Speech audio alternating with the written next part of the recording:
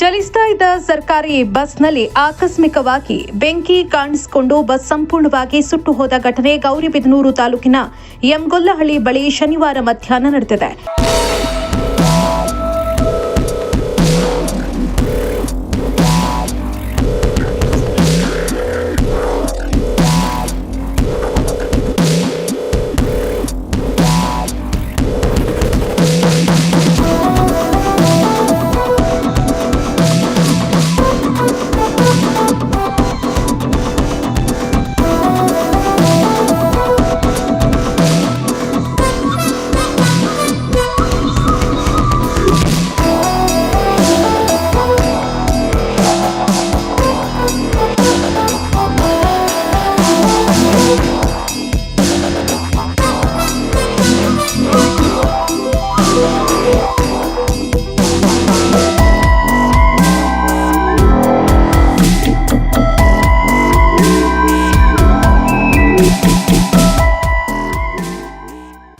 ಗೌರಿಬಿದನೂರಿನಿಂದ ಪ್ರಯಾಣಿಕರನ್ನ ಹೊತ್ತೊಯ್ತಾ ಇದ್ದ ಬಸ್ನ ಎಂಜಿನ್ ಭಾಗದಲ್ಲಿ ಹೊಗೆ ಕಾಣಿಸಿಕೊಂಡಿದೆ.